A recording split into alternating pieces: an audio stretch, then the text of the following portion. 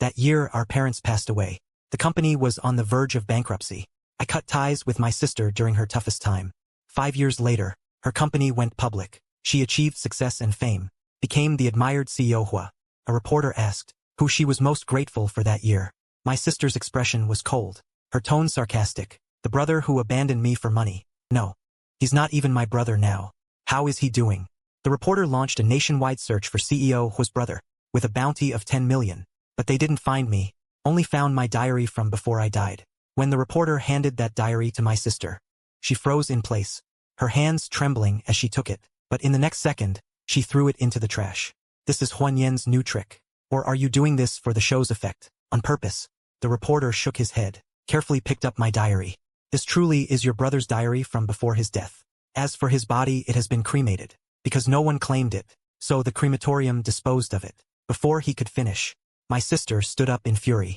Don't think playing this kind of trick will make me forgive him. Go tell Huan Yan. I already have a brother now.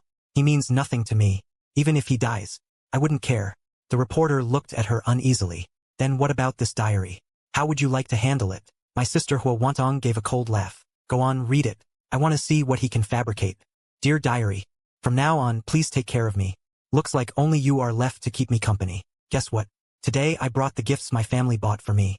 As I ran away from home, I was caught by my sister. I didn't even want to meet her face to face. I just wanted to leave home without a sound.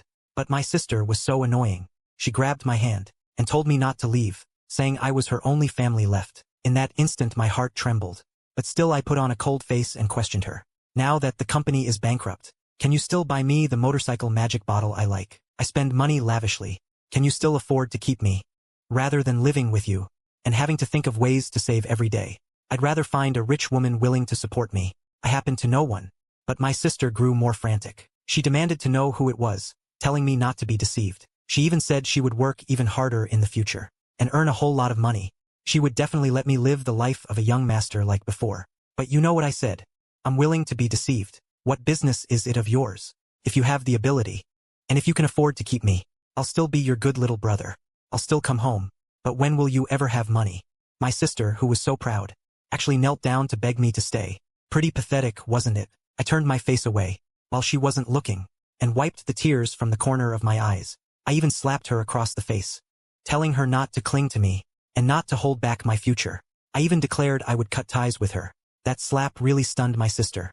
She stood frozen in place, helplessly watching me drag my luggage away. I'm sorry, Fate Yen, it must have hurt a lot.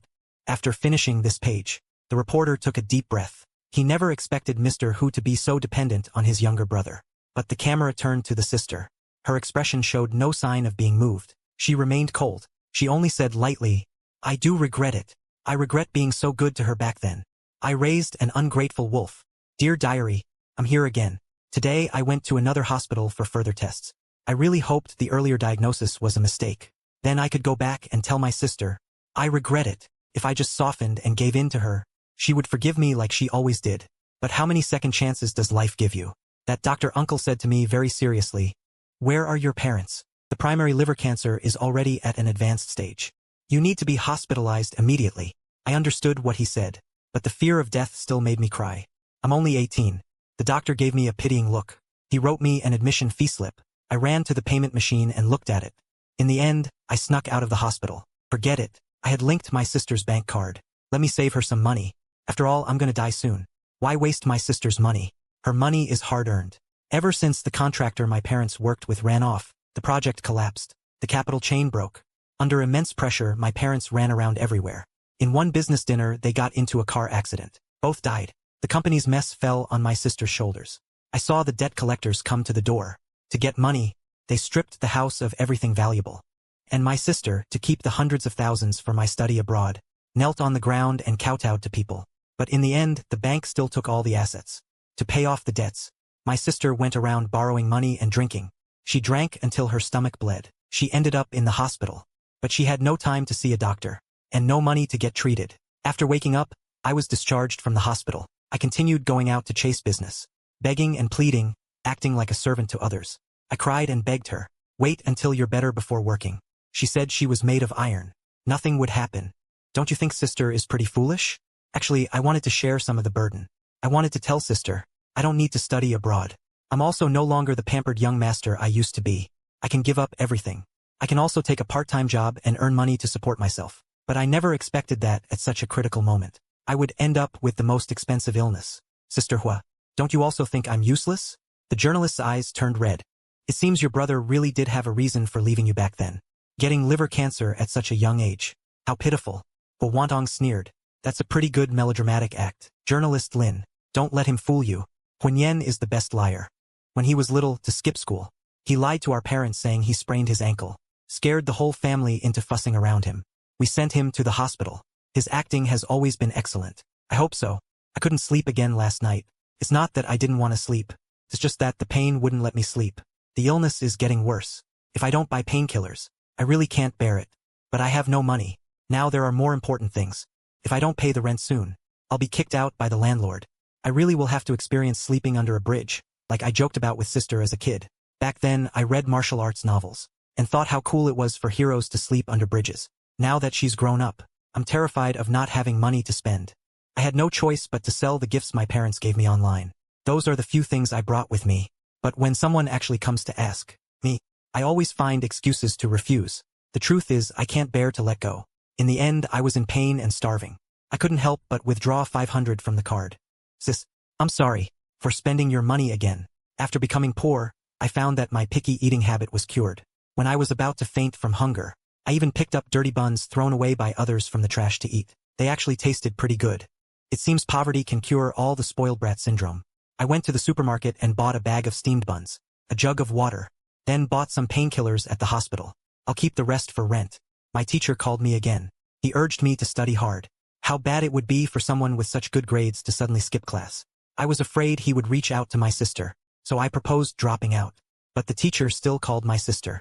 Just now, my sister called me. Her voice was stiff and cold.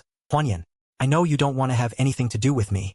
I don't care what woman you've latched onto, but you shouldn't give up, even your proud academic achievements for her.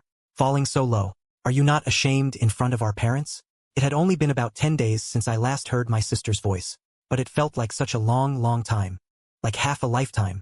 I covered my mouth to keep from crying out loud, but the tears wouldn't stop. Sis, I miss you so much. On the other end of the line, my sister grew impatient waiting, and left another sentence.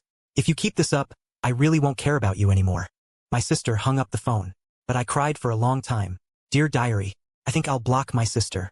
Tomorrow I'll go handle the withdrawal procedures.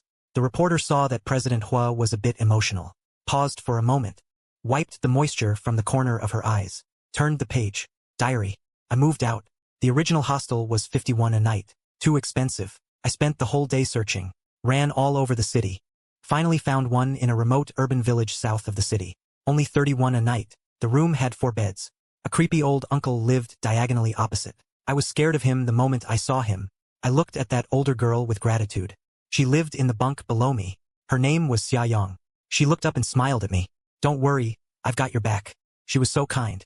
That night I took my medicine and slept soundly. I had a dream. In the dream, Mom and Dad took me and my sister to Disneyland. Knowing I loved Iron Man, my sister stood in line for hours for me. When we finally got to him, she called my name and pushed me in front of the Iron Man actor. Finally got to take a photo with my favorite hero. I was smiling so hard my eyes squinted. Mom, Dad, and my sister were watching me happily from nearby. But when I turned around after the photo, they were all gone. The clear sky suddenly turned dark. I was terrified. No matter how hard I searched, I couldn't find them. I woke up in a fright, drenched in cold sweat. My sister looked at me with concern. Are you okay? I shook my head.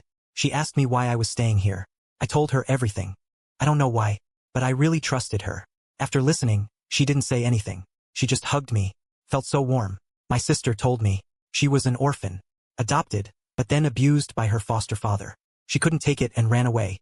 I started hanging out on the streets when I was just a teenager.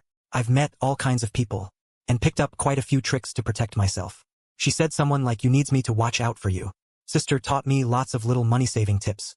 Going to the supermarket to pick out expired food. Some supermarkets would give you a little compensation. Some wouldn't, but they'd let you take the expired food for free.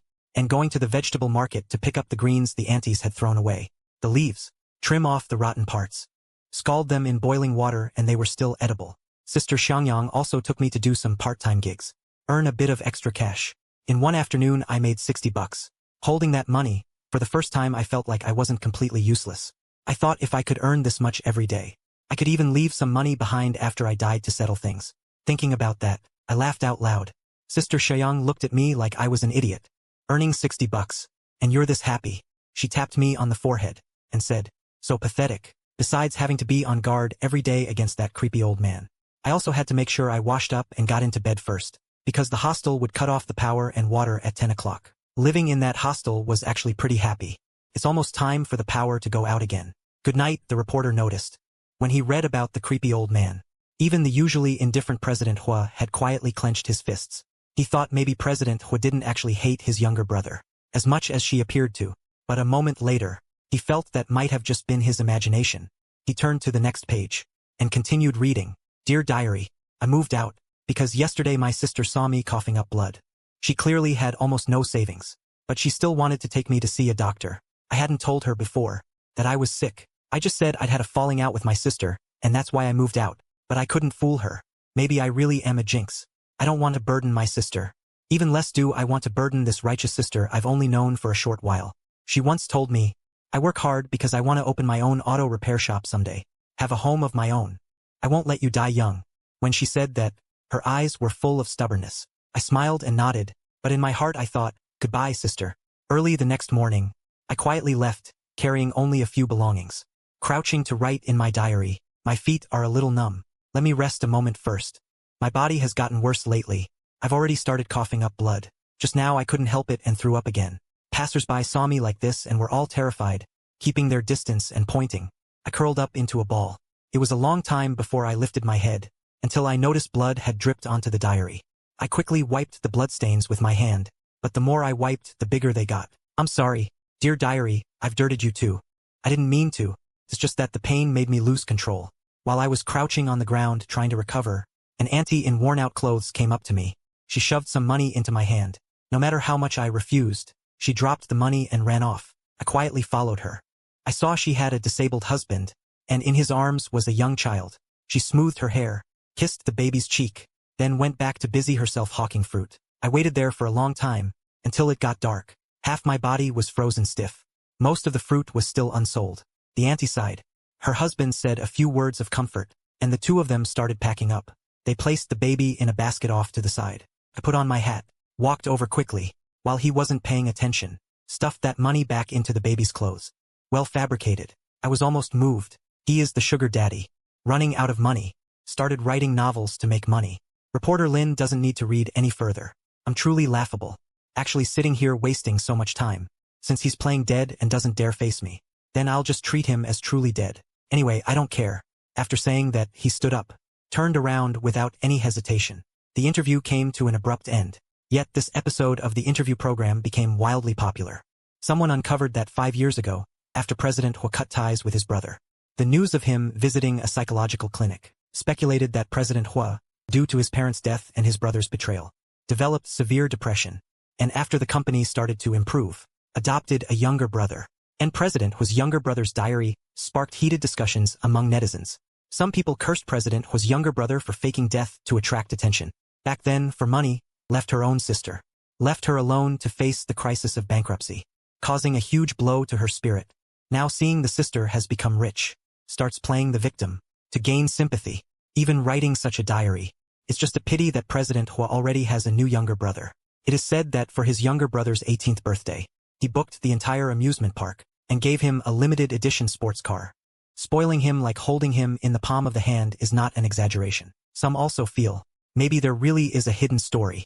This diary is written very realistically. The emotions are also sincere.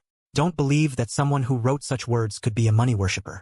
Regardless of the comments, netizens are all looking forward to what President Hua's brother's next diary entry will say. For the sake of buzz, the TV reporter contacted President Hua again, asking if he agreed to make public the diary written before the brother's death. Unsure if it is unfortunate or truly does not care, President Hua's assistant said. President Hua said this diary has been handed over to your TV station for handling. As for whether to make it public or destroy it, he has no opinion. He also added, President Hua stated that he only has one younger brother, Huan Yan.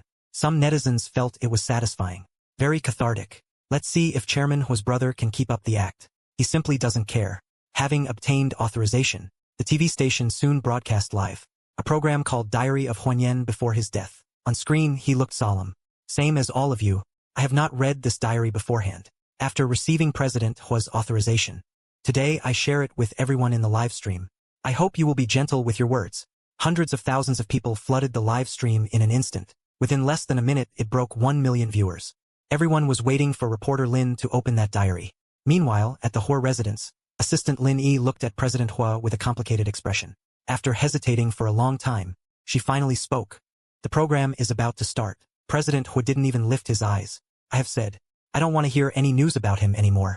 Reporter Lin took a deep breath and opened the diary. Dear diary, today I found a little dog. At first I didn't want to bother with him, but he kept dragging his injured leg, following me and whimpering. Thinking that I couldn't even take care of myself properly, I hardened my heart and kept walking forward. But after 2 steps, I turned back and picked him up, and in that instant, the little yellow dog's eyes suddenly lit up. Without stopping, he licked my palm with his tongue. I sighed. He must have seen right through me, that I am soft-hearted. I named him Long Life, hoping he would be blessed and lucky, not have a short life like me. I took him to the pet hospital. Just the cost of the examination emptied my wallet. The follow-up surgery would cost 2,000. If he doesn't have the surgery, he was going to die. I held Changsheng in my arms and begged the doctor cautiously. Could I bring her back for the surgery in a few days? I had no money. Couldn't be delayed any longer. No later than tomorrow, I walked out of the pet hospital holding Changsheng. Sitting dazed on the street corner, I talked to him. You're so stupid. So many rich people out there. You didn't pick them. Instead, you picked someone like me who's about to die. Fine, that's one thing. But I'm also this poor. Where am I supposed to find 2,000 for you, little dog? He didn't understand what I was saying. He just wagged his tail happily, celebrating that he finally had a home. Looking at him, my eyes grew wet again. For this, I had no choice but to walk to the ATM. I hesitated, thinking about withdrawing 2,000. One last time, sister. This is the last time I'll spend your money. But I never expected my sister had cancelled my supplementary card. My heart sank. After all, I had said I wanted to cut ties with her long ago. My sister had no reason to give me money. I hadn't thought about contacting her again. But I had no choice. For Changsheng's sake, I took my sister's contact out of the blacklist. Called her. The phone rang for a long time. Just when I thought she wouldn't pick up, she finally answered. She let out a cold snort. Regret it. After blocking me, you actually reached out to me yourself. Didn't you say you wanted to cut ties with me? Or is it that you're out of money? My sister's first words choked everything I wanted to say in my throat. How I wished I could just hang up. But the Changsheng in my arms reminded me. Just lend me 2 days. My sister was silent for a moment, then questioned me. You haven't contacted me for so long. I'm not asking about you, sister. Whether I'm eating well or sleeping well. Are you just thinking about the money, right? I bit my lip hard. A salty taste surged up from my throat. I forced myself to swallow it down. I answered anxiously. Sister seemed to be choking up. Fine. You want money, don't you? I'll give you everything. Are you satisfied now? I shouldn't have held any hope for you, Huanyan. You really have no heart. From today onward, I am severing our sibling relationship. He hung up the phone. I could no longer hold back, squatting down on the ground. Holding Changsheng, I vomited. I threw up so much blood. But falling onto the dark floor, it seemed barely visible. Changsheng seemed terrified. She kept whimpering, licking my cheeks. I soothed her, stroking Changsheng's head, but I was numb too. My heart hurt even more. I looked at my phone again. I had already received the 20,000 yuan that sister transferred. When I tried to send the extra money back to her, I found that sister had blocked me. I held Changsheng and cried for a long time. I knew my sister truly didn't want me anymore. Once I hoped she would forget me and cut ties with me. But now that she actually did, I was so sad I couldn't breathe. Changsheng, I have no home anymore.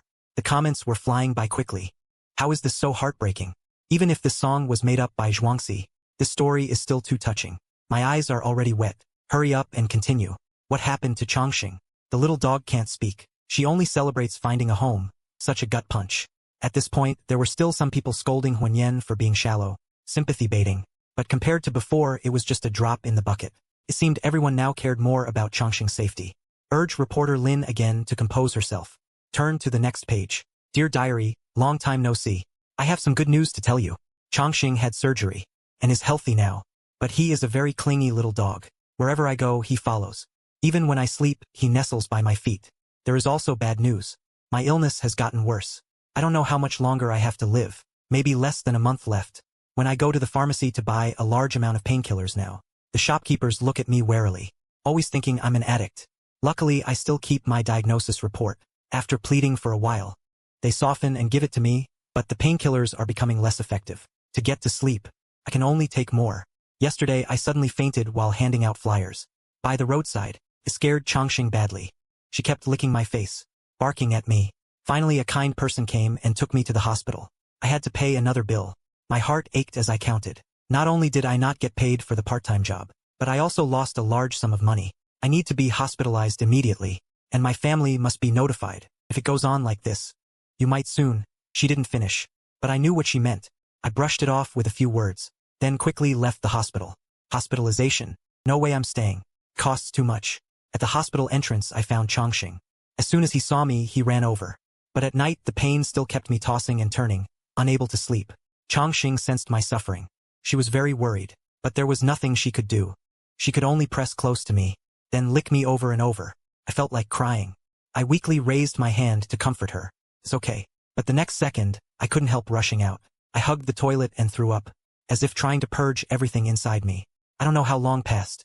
I vomited until the world went dark. Later, I regained consciousness to Changxing licking my face. I looked in the mirror. Even I was startled. How ugly I looked. My hair was thinning. My face was sallow. My once round cheeks, now so gaunt my chin was sharp. My sister used to tease me, saying my baby face made me look harmless. But now it seemed that face was about to be frozen forever. Staying young forever isn't always a good thing. I wanted to grow up bit by bit, stay by my sister's side, watch her settle down and build a career, live a happy and fulfilled life. I splashed water on my face and patted my cheeks, trying to cheer myself up. There was a silver lining. At least my sister couldn't see me like this. Otherwise, she'd be terrified. I took painkillers and barely fell asleep. In the middle of the night, the fever came back. Dear diary, it hurt so much. I miss my sister terribly. I still want to see her one last time. Just a glimpse from afar would be enough. That wish shouldn't be too much to ask, right? I'm going out to see my sister, taking Changxing with me. For that, I prepared a hat and mask, and a black trench coat, looking cool like a paparazzo. I just need to catch a glimpse of my sister from a distance. Dear diary, I'm back. My sister is still as beautiful and capable as ever. Taller now, but thinner too. I originally planned to just take one look and leave, but she seemed so unhappy. She used to laugh so easily. Instinctively, I followed her. I don't know why she went to the hospital. Why she went to see a therapist. After she left, I asked her attending physician. She refused to tell me, saying it was the patient's privacy. After my repeated pleas, he finally sighed and spoke about her sister's condition. Her sister was sick, very seriously ill.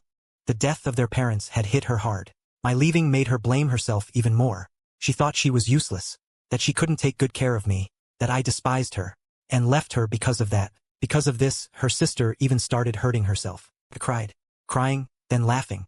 My sister was so foolish. It was clearly me who was useless. I only dragged her down. My sister was the best sister in the world. She would save up a whole year's allowance to buy me an expensive birthday gift. She would beat up Xiaoba, who bullied me at school, until he couldn't get up. Even if it meant she would be punished. She would handle everything after our parents died, bearing all this pressure alone, still giving it to me, having my own life. How could I ever resent her? Reporter Lin suddenly stopped, showing the diary to the camera. Everyone noticed that on this page, besides the neat handwriting, there were also traces of being soaked by tears, dried by the wind. She must have cried for a long time. Tears soaked this page of the diary. Reporter Lin's eyes couldn't help but moisten, adjusting her voice that trembled from choking. I'm so useless. I can't do anything. I watched helplessly as my sister and I passed each other. I didn't even have the courage to step forward and hug her. In that moment our eyes met. The moment my sister opened her eyes, she couldn't recognize me anymore. Also, I look like a ghost now, neither human nor spirit. It's best she never sees me again. I don't want my sister to be sad. Dear diary, I've made up my mind.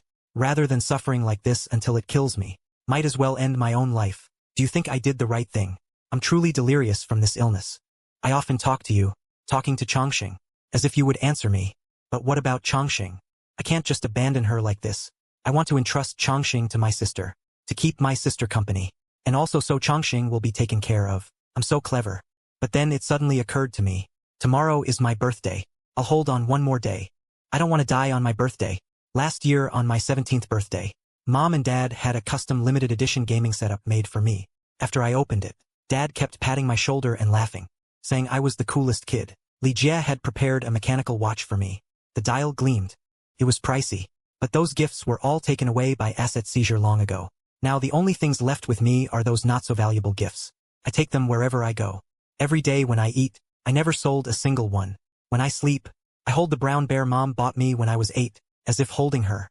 Mom, Dad, and sister also said they would hold an extremely grand birthday party for me at my coming-of-age ceremony, to celebrate their little master's 18th birthday. But now, it seems only Chongqing is by my side. I hold her, and that is the only warmth I feel. Chongqing seems to sense my emotions, and she begins to lick my palm and cheek with her wet tongue, trying to warm me. I feel a bit ticklish, so I smile and give Chongqing a kiss. I carry her to the cake shop. I want to buy myself a small cake. In the past on my birthdays I didn't like eating the 3- or 4-tier cakes from my parents. Now that I haven't had one for a long time, I'm drooling with craving. Seeing the price of several hundred, the sales clerk walked over impatiently. I stood there for a long time, my heart aching. The salesperson walked over impatiently. Ask me if I want to buy it, I don't. Go away.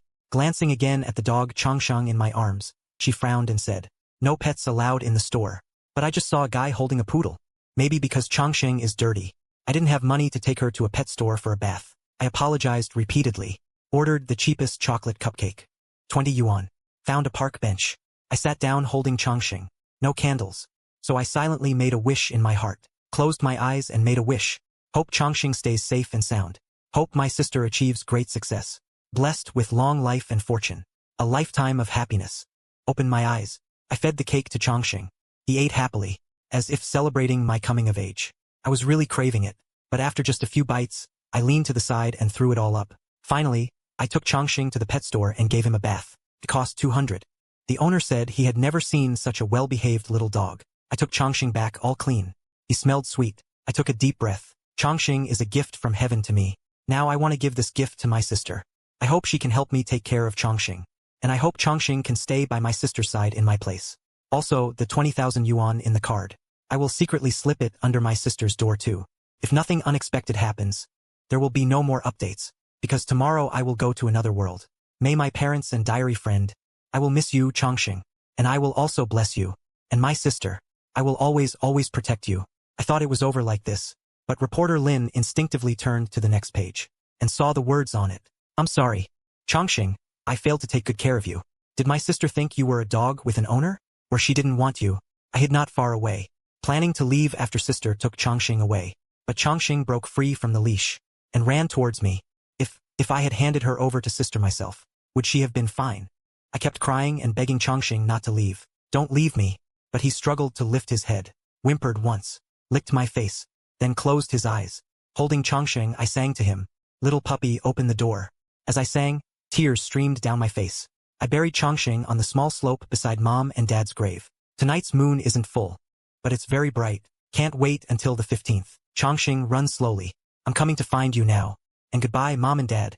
The journalist finished reading the diary, tears in her eyes. And the comments were scrolling rapidly. What, Chongqing is dead? And Huanyan is dead too.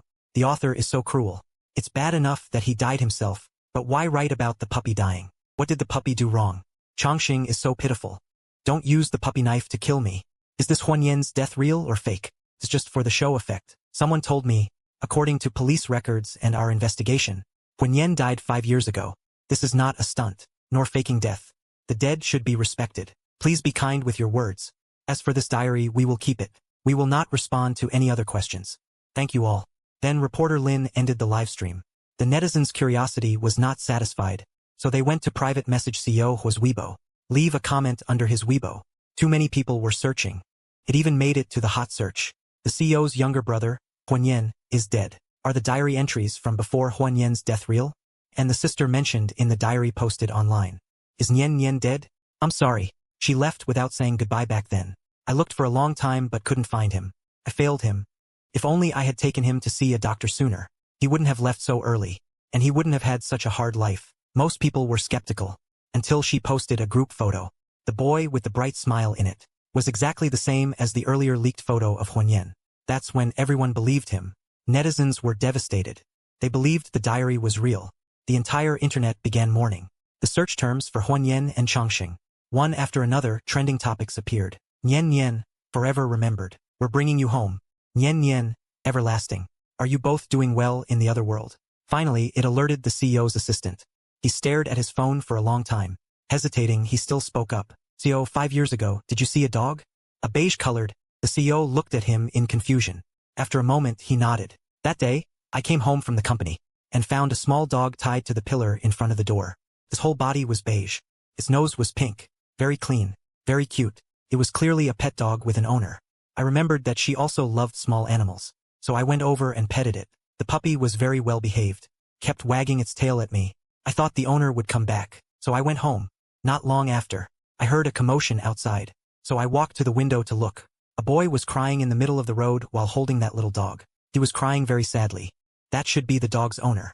It is said that the dog had been unable to see its owner, so in a panic it broke free from its leash and was hit by a car and died. The assistant froze. Suddenly his phone rang. He lowered his head and glanced at the file sent to his phone. His heart tightened. President Hua, I'm sorry. During this time I investigated the matter of the diary behind your back, and the whereabouts of your younger brother. He really is dead. The police station registered his death certificate 5 years ago. It is genuine. It cannot be forged. That diary is also real. After saying this, the assistant did not dare to look at President Hua's reaction, so he opened those entries. Please take a look. Huan Yan's subsequent experience. His diary has been made public across the internet today. I think you would want to know too. Walking to the door, he added, your younger brother, he really had a hard time. After walking out of President Hua's office, Assistant Lin Yi gently closed the door. After the faint click, the world seemed shut out. Only Hua Wantong remained in the office, along with the investigation file in her hand that weighed like 1,000 pounds. The air congealed the coldness and indifference she had previously forced. Like a punctured balloon, it instantly deflated and dissipated. She didn't even have the courage to immediately open that file. Her fingertips only touched the rough edges of the paper, ice cold. Uncontrollably, images from the interview flashed through her mind. When the journalist took out the diary, her heart had an unnatural tightness in that instant. Upon hearing the content of the diary, those subtle doubts and stings she had forcibly suppressed, and that sentence, I originally wanted to be a companion for her, and also to have someone take care of Changsheng. At that time, she thought it was Huan Yan's clumsy lie, but now it was like poison-tipped needles, one by one piercing into her heart. Finally, trembling, she opened the file. The first page was a copy of the death certificate from the police station.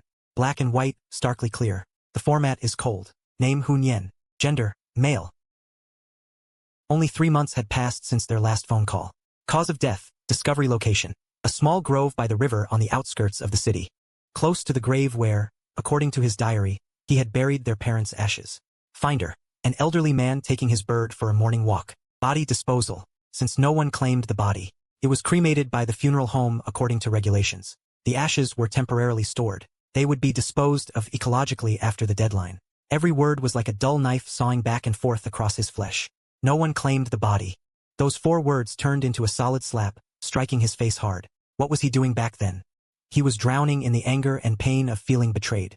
Maybe he was in some psychological clinic receiving treatment. Maybe he was forcing a smile at a party. Maybe he hadn't even thought to check whether Huan Yan was still alive and well somewhere. Attached afterwards were photocopies of several scene photographs. The resolution was low, but enough to clearly see the situation. A gaunt young man, nearly emaciated, sitting quietly leaning against a tree trunk, wearing the black windbreaker mentioned in the diary. His hat covered most of his face. Empty medicine bottles and blister packs of sleeping pills were scattered at his feet. He was clutching tightly in his arms a worn-looking brown teddy bear. Hu Wantong recognized it at a glance.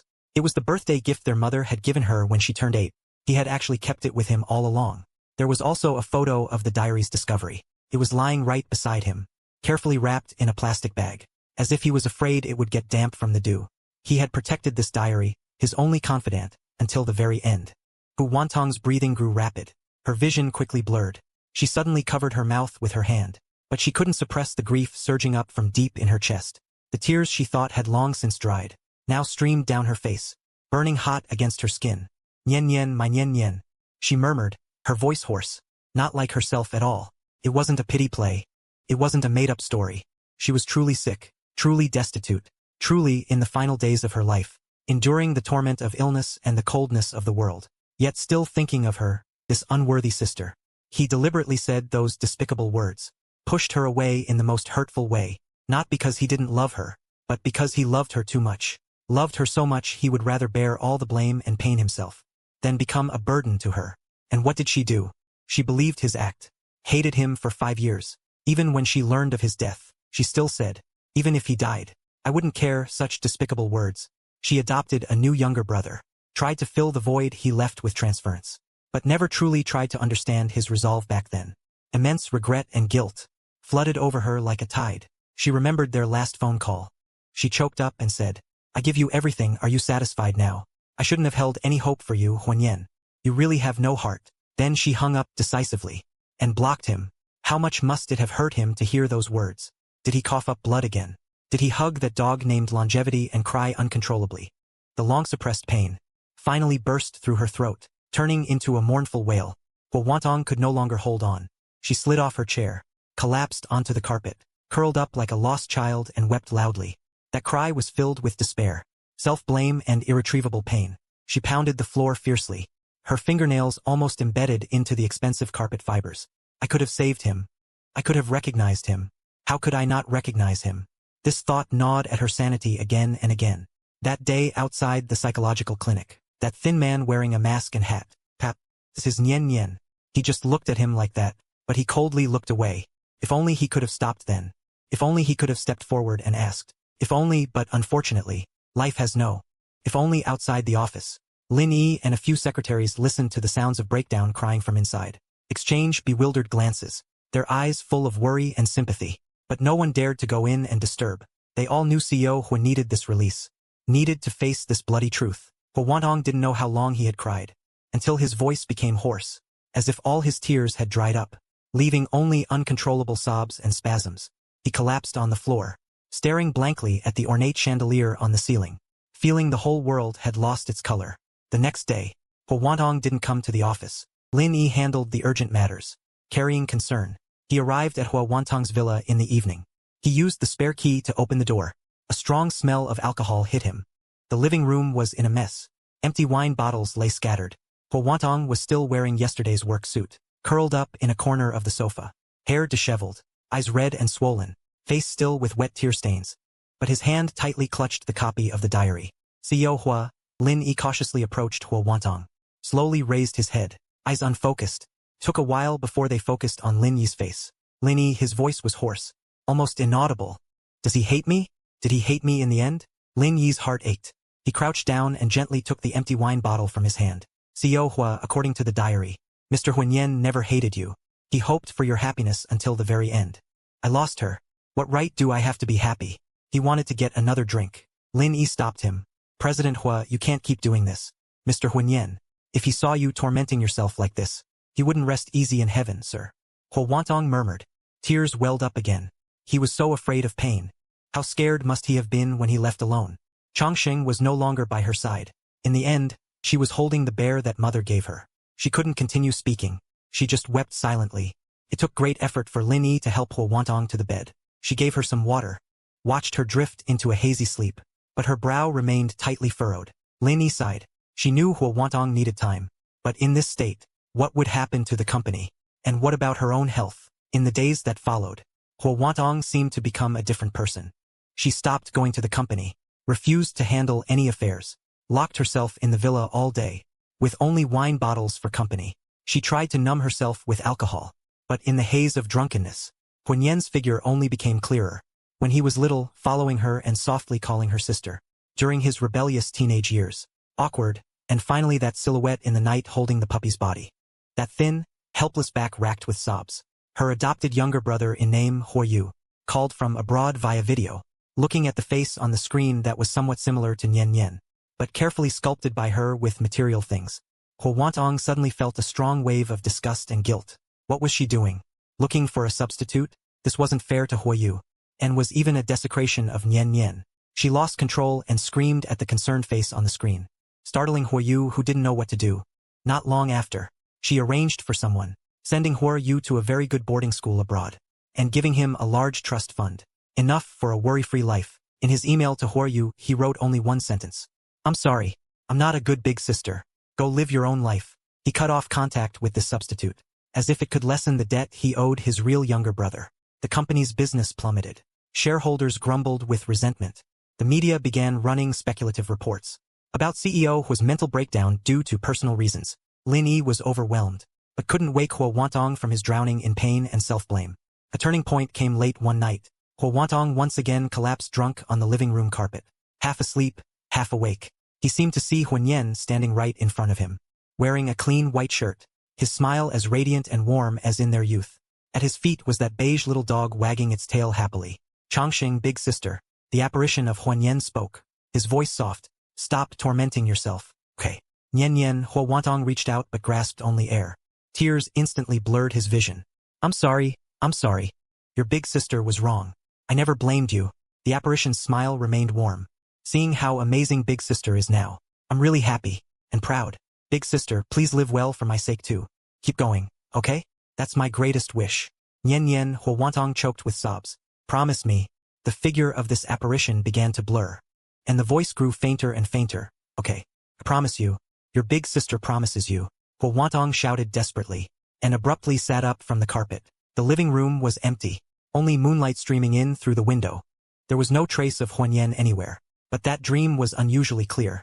Nian's words seemed to still linger in her ears. An overwhelming sorrow swept over her again.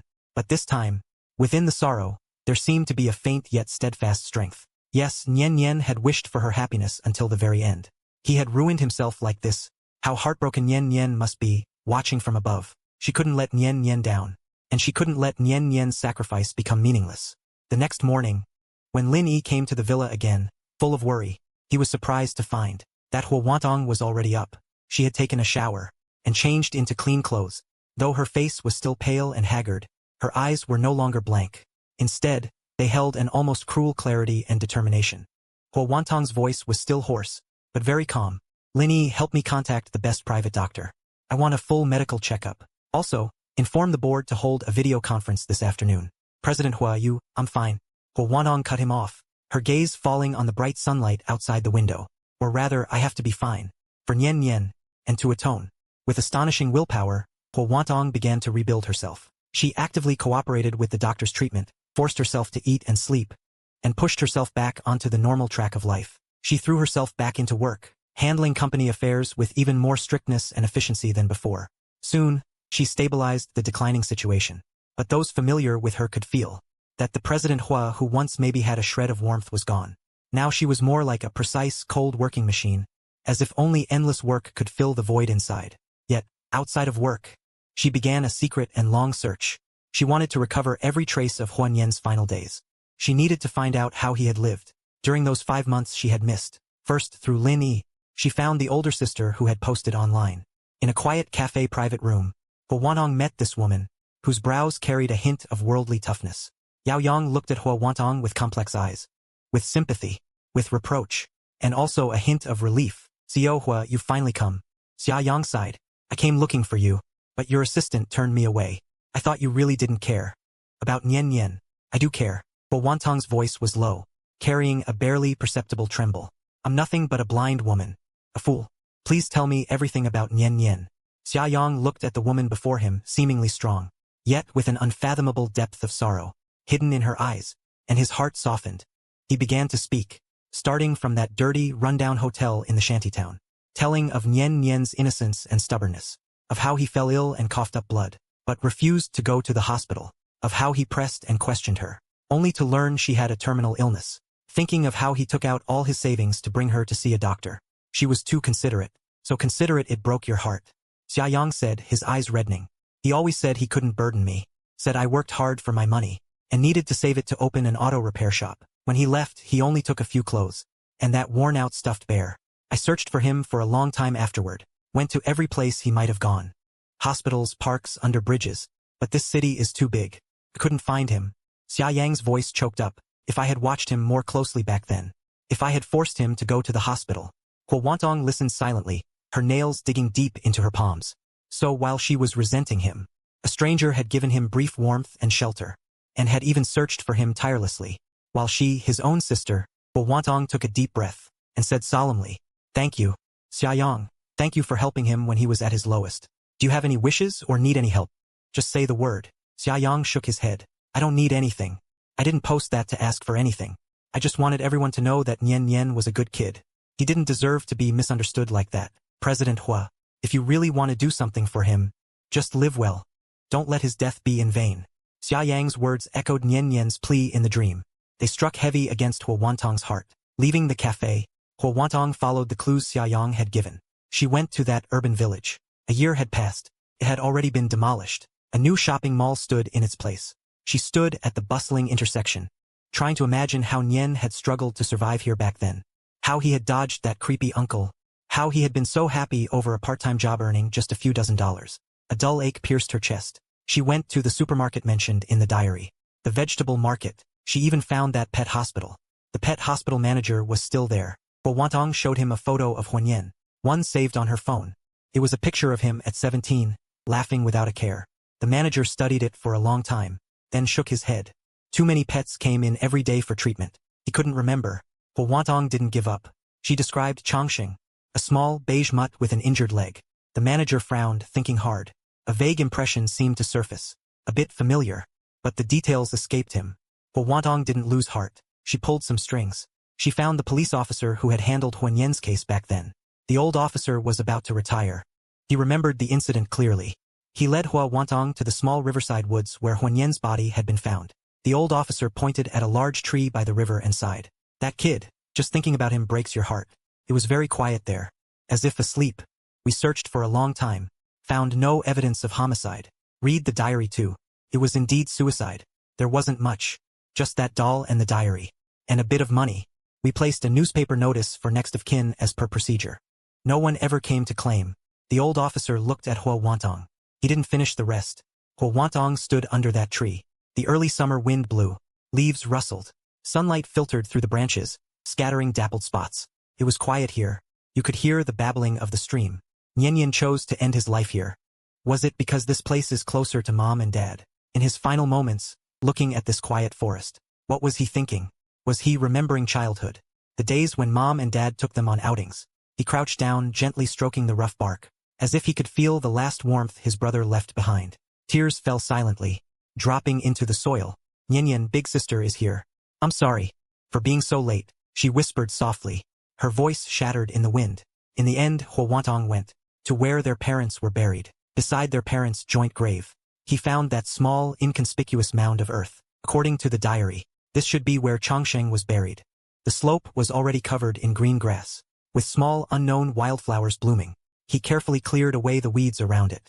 Then, next to Chongqing's small grave, he buried a small, delicate urn with his own hands. Inside it were the ashes of the original diary. He had someone cremate the diary without contamination using special technology.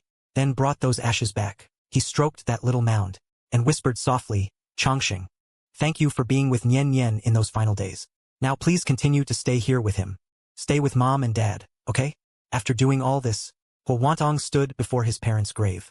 He looked at the kind photographs on the tombstone. He bowed deeply 3 times. His voice was calm and steady. Mom, Dad, I'm sorry. I failed to take care of my little brother. But I swear to you, from now on, I will live well, carrying on Nyen's share as well. I will do something to make Nyen's departure meaningful. Back in the city, Wantong made a major decision. He held a press conference. He announced that he would inject most of his personal assets into the newly established Nyen Chongqing Charity Foundation. The foundation focuses on 2 areas. First, it supports impoverished young cancer patients, providing them with medical expenses and psychological support. Second, it helps stray animals by establishing standardized rescue stations and adoption systems. At the press conference, Wantong, for the first time in public, openly mentioned his younger brother, Huanyen. He did not go into too many details, only saying, my brother Huanyen once received kindness from strangers during his life. He also experienced the unpredictability and hardship of life. I founded this foundation to honor his memory, and to help those who, like him, are suffering from illness and hardship. I hope every life can be treated with tenderness. I hope every act of kindness can be carried forward. His move shocked the business world, and moved countless ordinary people. The voices that once questioned him, and mocked him, gradually gave way to understanding and admiration. People finally understood that behind that cold, ruthless CEO, lay a heart-wrenching pain and redemption. The foundation's work quickly got underway. Wantong handled things personally, participating in project reviews, and visiting the children receiving help at hospitals, going to the animal shelter to visit the small animals waiting to be adopted. During this process, occasionally, a hint of genuine gentleness would appear on his face. Though the sadness in his eyes never truly faded, he seemed to have found a way to coexist peacefully with his pain. She often went to a children's hospital funded by the foundation, sitting outside the wards, watching the children fighting their illnesses. Once, a little boy who had the same illness as Huanyan, had lost all his hair from chemotherapy, yet still smiled at him with optimism. At that moment, Huawantong seemed to see what Nian Nian looked like as a child. She walked over, gently touched the little boy's head, then gave him a brand new motorcycle model. The boy's delighted smile sent a warm ripple across her frozen heart. She had also tried to help Xia Yang again, wanting to invest in opening an auto repair shop for him, to fulfill his dream. But Xia Yang once again declined Ms. Hua. "I appreciate your kindness. I really do," Xia Yang said with a carefree smile. "But I still want to earn money with my own hands. And right now I'm volunteering at the foundation, helping coordinate rescue efforts for stray animals. I find it quite fulfilling. This is probably what Nian Nian would have wanted to see. All of us living well in our own ways." Huawantong didn't insist. She respected Xia Yang's choice, and was grateful to fate for letting her brother meet such a loyal friend in his final moments. Back then, he used to say that steamed bun with a little soy sauce was a delicacy. Xiao Yang looked out the window, his voice quite calm. "Actually, I knew he was just too hungry to have any other choice. But every time he talked about it, his eyes lit up, as if he were really eating some rare delicacy." Huawantong listened quietly nearby, her nails nearly digging into her palms, just to keep herself from crying. These details were far more vivid than the words in that diary, and they hurt even more. Each one cut into her heart like a knife. She knew everything now. Knew how Nian Nian had gnawed on cold steamed buns in winter. She knew how much pain he had endured, curled up in a corner of the bed, trembling. But he just refused to make a sound. And he knew exactly how Chongqing, that little dog, had licked away his tears with a wet tongue.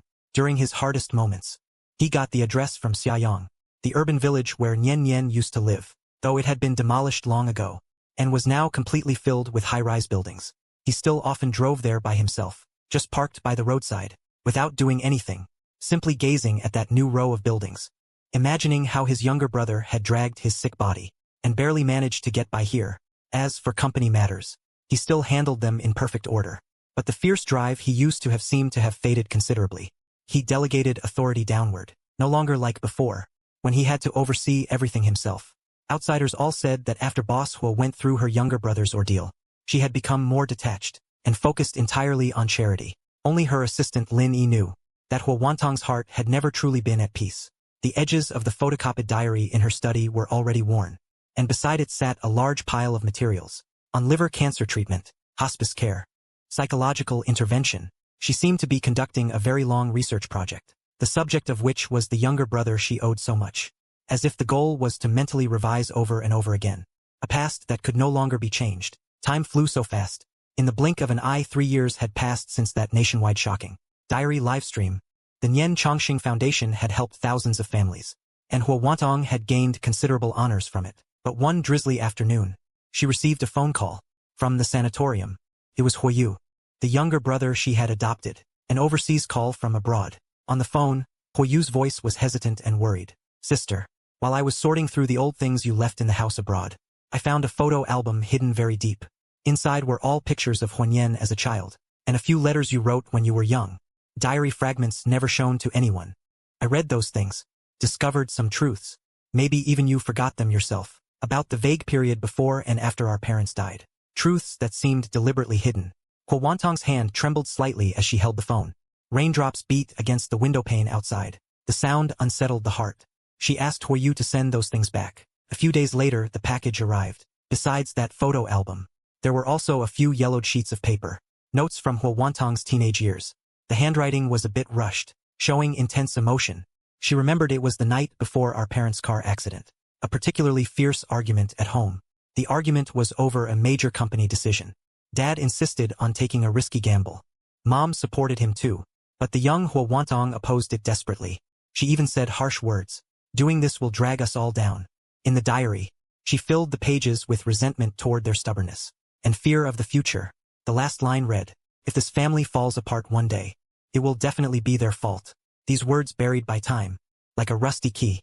Suddenly pride opened the door of her heart. When a tightly locked door in her memory, she collapsed into the chair, breaking out in a cold sweat. She finally remembered the day our parents died.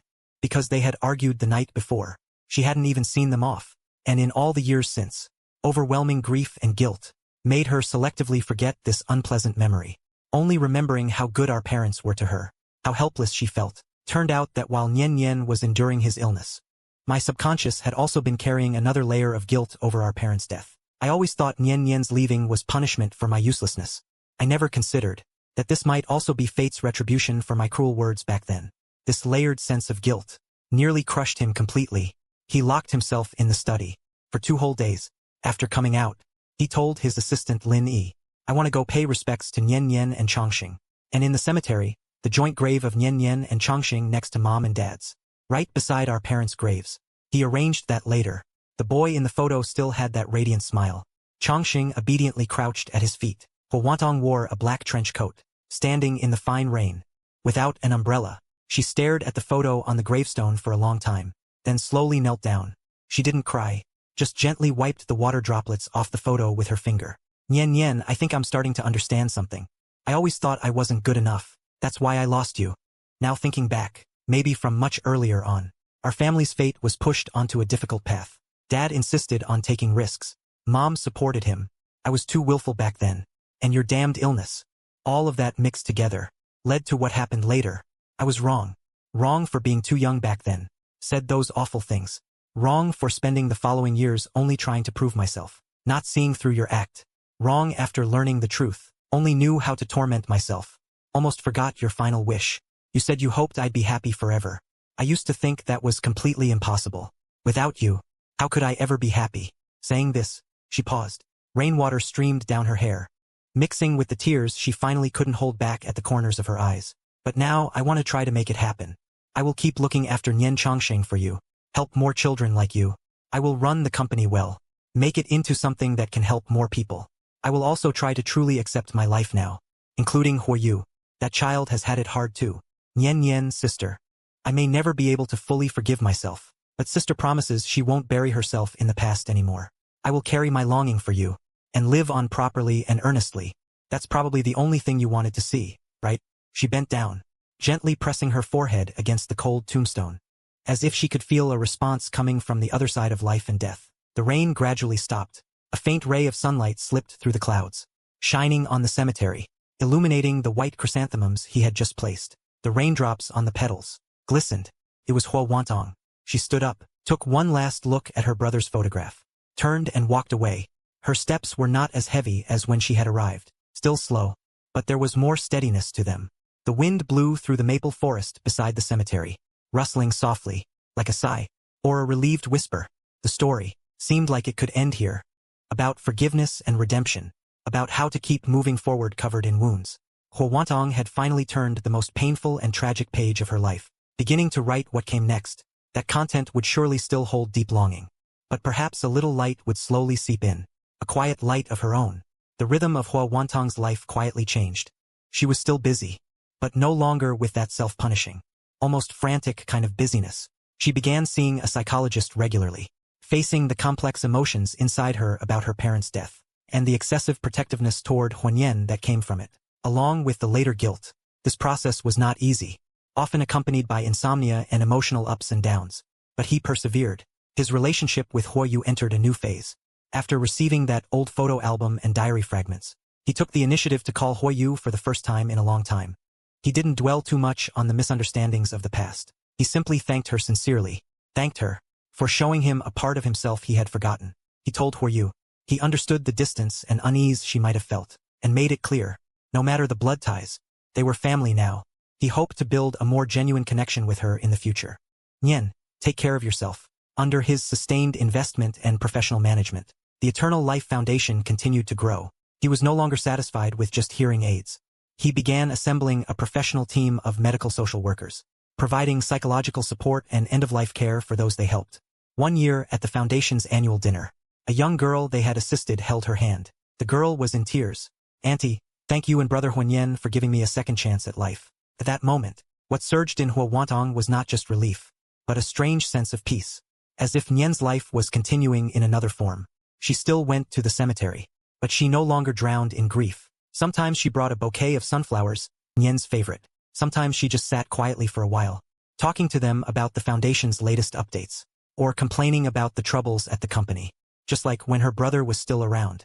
She even once placed a brand new toy in front of Chongxing's small tombstone. "Chongxing, take good care of him." Time passed. Another 2 years went by. After a business forum ended, Huo Wantong unexpectedly ran into an old acquaintance in the hotel lobby. The reporter Lin, the one who had first found the diary and hosted the live broadcast. Reporter Lin, now a well-known figure in the media industry, with a few more streaks of gray at the temples. Reporter Lin smiled and walked over to greet her. A hint of subtle curiosity flickered in his eyes. President Hua, long time no see. Huo Wantong nodded in response. His tone was calm. Journalist Lin, it's been a while. The two sat down in the hotel's coffee shop. After exchanging pleasantries, journalist Lin hesitated for a moment, then finally spoke. Hello, President Hua. How have you been all these years? Huo Wantong gently stirred the coffee in his cup. His gaze swept over the bustling street scene outside the window. He said slowly, not particularly good, not particularly bad either. I've learned to make peace with myself and coexist with the past. I suppose that's what growth is. It's just that the cost was a bit too high for me. That diary changed many people, including me. It made me understand more deeply the fragility of life and the weight of family bonds.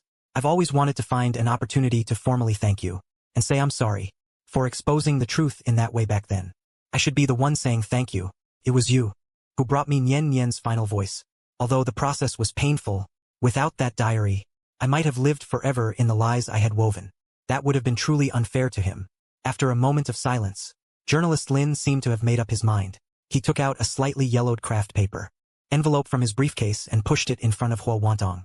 Huo Wantong was a bit puzzled. He said, this was found together with the diary when sorting through Huanyan's belongings back then. At that time, I felt the timing wasn't right, so I've been keeping it all this while. Now I think it's time to hand it over to you. Huo Wantong's heart skipped a beat. He took a deep breath. He carefully opened the envelope. Inside was not a letter, but a slightly faded color drawing on a piece of paper that had clearly been torn from some notebook. The handwriting was not neat. The picture showed a scene carefully drawn with colored pencils. The sky was azure. The sun was shining brightly. The grass was lush and green. A girl with a ponytail, with a bright smile, clearly a young Huo Wan. At that time, she held a little boy Huanyan by one hand. In her other hand, she held a beige puppy. Their parents stood behind them. Their faces were beaming with happy smiles. In the upper left corner of the painting, in crooked yet exceptionally earnest handwriting, it read, My family. The author, Huanyan, promised. He wished his sister would be happy forever. On the back of the painting, there was another line of smaller, more scribbled handwriting. It was added later by Huanyan in ink. The color was darker. Sorry, sister. And I love you. Tears instantly blurred Huo Wantong's vision. He seemed to see that emaciated, withered youth tortured by illness. In the last days of his life, enduring the pain, with trembling hands, he drew stroke by stroke, outlining the scene of reunion he desired most. Yet it was a family gathering he could never achieve again. He held no resentment, only apology and love. He clutched that thin piece of drawing paper tightly, as if it were the most precious treasure in the world. Tears fell onto the painting. He hurriedly wiped them away gently with a tissue, afraid of blurring the traces left by his brother. Huo Wantong choked up and said to reporter Lin, and to himself, he always thought of me. Reporter Lin's eyes were red. She silently nodded. That night, Huo Wantong reframed the painting and hung it in his study, placing it together with the copy of the diary. He stood in front of the painting for a very long time. In the days that followed, Huo Wantong would still be the formidable Mr. Hua of the business world, the powerful founder of the Nian Chongqing Foundation. But deep in his heart, there was a corner, forever soft for that 18-year-old boy and his puppy. He no longer tried to forget, but chose to remember him. Carrying this heavy love, he continued to walk through the world, striving to live the life that he hoped to see. He knew that the rainy season of life might come again, but in his heart for himself and Nian Nian, he had already raised an eternal warm umbrella. The ending of the story was not a happy one for all, but at least it moved toward a kind of true completeness bearing scars. Huo Wantong's life gradually formed a new normal. That painting titled My Family let a tiny beam of light shine into the deepest part of her heart, the coldest corner. She did not eliminate the sadness, but magically dissolved that part of the sharp thorns. She realized that what Nian Nian left for her was not only pain and regret, but also such pure love and blessings. This understanding truly gave her the strength to continue moving forward. She began to plan her life more actively, not just work. She picked up the oil painting she loved in her youth, and signed up for a hobby class on weekends. The smell of turpentine filled the studio.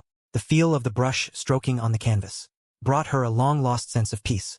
She painted landscapes and sketches, but never tried to paint people, especially family. That painting was Nian Nian's unique masterpiece. She couldn't bear to copy it. Her relationship with Hua Yu also became more natural. After graduating from university, Hua Yu chose to return to China to develop, not joining the Hua group, but relying on his own abilities to join a tech startup. Huo Wantong respected his choice. Only when he encountered career confusion, she gave advice from the perspective of someone who had been through it, not orders. They would occasionally have meals together, talk about work, talk about life, like a pair of harmonious siblings. Once, Huo Yu brought his girlfriend to see her. The girl was a bit nervous. Huo Wantong smiled gently, handed her a red envelope. Get along well. Be considerate of each other. At that moment, he seemed to see. If Nian Nian were still here, as her older sister, she might have experienced similar scenes. The influence of the Nian Chongqing Foundation grew day by day. They began collaborating with top domestic medical research institutions, funding early screening for liver cancer and targeted drug research. Huo Wantong was no longer just an investor. He would personally participate in some project discussions, offering suggestions from the perspective of a patient's family member. During a project review meeting, a young researcher excitedly reported a new detection technology. This new detection technology was expected to increase the detection rate of early-stage liver cancer by 30%. Huo Wantong listened, his eyes slightly burning. He remembered that when Nian Nian was diagnosed, it was already advanced stage. He forcefully struck his palm, suppressing the surging emotions. If only there had been a chance for earlier detection. He became more determined to support such research. Time flowed peacefully, until one autumn afternoon. Huo Wantong received a call from the nursing home, not about Huo Yu, but about Xia Yang. Miss Xia Yang had fallen ill. It was from overwork. The situation was not optimistic. She hopes to see you. Huo Wantong immediately cancelled all his plans, drove to that small city, in the ward filled with the smell of disinfectant. Xia Yang was much thinner than in memory, pale complexion, but her eyes were still clear and stubborn. Xia Yang saw Huo Wantong and smiled weakly. President Hua, you're here. Huo Wantong sat down by the bed, gently holding her withered hand. Don't call me President Hua, just call me Wantong. Xia Yang shook her head, caught her breath. I'm used to it. Besides, you are President Hua. I don't have much time left. There's something I've been thinking about for a long time. I think I should tell you. Huo Wantong's heart tightened. You say. Xia Yang's eyes drifted toward the window, as if remembering the words Nian left before he went. He actually left a message for you. Not the one written in the diary. That day he was in very bad shape, in terrible pain, when he was drifting in and out of consciousness. He grabbed my hand and said, Wantangjia, if my sister ever finds out later, please tell her for me. When Yen paused, his breathing turned rapid. Huo Wantong quickly handed him water, but he waved his hand, insisting on continuing. He said tell her not to be sad for too long. She should find someone to be with her. Don't end up like mom and dad, leaving him all alone. And also, she must eat warm meals every day. Her voice grew weaker and weaker. The last word was almost inaudible. Huo Wantong's tears silently fell. Don't be sad for too long. Find a partner. Eat warm meals every day. These were her brother's final concerns. Huo Wantong sobbed and buried her face in Huan Yen's palm. This silly child. He never blamed you. He always said his sister was the best sister in the world. A few days later, Xiao Nian passed away peacefully. Huo Wantong buried him beside Nian Nian's grave. She placed a bundle of sunflowers. Now go and reunite with him. She began to take eating seriously. Hired a soup-making auntie. Occasionally learned to cook herself. The kitchen's warmth made her feel grounded. One dusk, Huo Yu called and said, the project succeeded. Her voice full of vitality. Huo Wantong listened, a smile tugging at her lips. She walked to the study, looked at that painting. My family. This time she didn't cry. Instead, she softly promised, I will live well. Keep walking with your love. He still goes to the cemetery, but more often visits old friends, bringing a pot of tea, to talk about recent events. Once that painting enters the bedroom, it reminds him of the existence of love. The Nian Chongqing Foundation gathers early screening projects for hundreds of thousands of people. Saved many lives. Every time hearing such news, the regret in his heart is easily placed at the International Charity Forum. Some say, Nian Chongqing is full of Eastern philosophy. Remembering the departed is to cherish life. Huo Wantong smiles with relief. This has indeed become the path I walk. Perhaps the project successfully made a mark in the tech circle. She brought her girlfriend Lin Wei to see her. The braised pork the girl made had a hint of her mother's cooking. Huo Wantong felt warmth in her heart during the dinner. 10 years passed. Huo Wantong's temples are tinged with frost. Her gaze appears more calm and steady. She gradually delegated power, focusing on strategy and charity. Planted the garden full of sunflowers and white chrysanthemums. A documentary director contacted her. When wanting to film the story of Nian Chongqing, she agreed after thoughtful consideration, but demanded authenticity, focus on the foundation's work, and revealed her calm and capable demeanor, comparable to when at the foundation, her eyes shining with light. How did you emerge from that shadow? Not emerging. It is learning to carry love. Loved ones become a part of us. Nian Chongqing is about carrying longing to create more possibilities for life. The documentary sparked a quiet response. Her story became a model for rebuilding after brokenness. Or at a wedding. She looks at the couple on stage and thinks of the work she kept for Nian Nian. Some people who couldn't be there must be happy for us. Sister, you must be happy. Huo Wantong became a grandmother, holding her granddaughter Nian Qing. The little one's eyes are like Nian Nian in memory. She pushes the stroller walking among the sunflowers. Look, this is Jugong and Chongqing. They love you very much. The year Nianting turned 3. Pingxi called out in a soft, gentle voice. It brushed across her heart. Huo Wantong began to spend time telling her fairy tales. Yet she never mentioned that heavy name. Became an industry benchmark. Nian Chongqing flourished with luxuriant branches and leaves. He stepped back behind the scenes, tended the garden, watched flowers bloom and fade. Nianting pointed to the brightest star. Grandma, the star is so bright. Huo Wantong said softly. Perhaps it's Uncle Nian watching us on her 70th birthday. Huo Yu presented a handmade photo album. The first page was a drawing titled My Family. Nianting wrote great-grandfather, great-grandmother, Uncle Chongqing and us. The last few pages were blank. A sticky note read future days. We will continue to fill them together. Huo Wantong's fingertips gently brushed the photo. Her eyes moistened. A smile graced her lips. This gift told him. Nian Nian had never been forgotten. Melted warmly into the family's memories. In his later years, he sorted through old belongings, labeled them, so Nianting would know the origin of their family. In the end, President Hua, who had devoted his life to charity, passed away peacefully.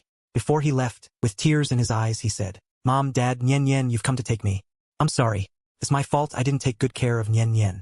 I have never seen an old man cry so sorrowfully. But when he passed, President Hua was very peaceful. His face bore a childlike contentment.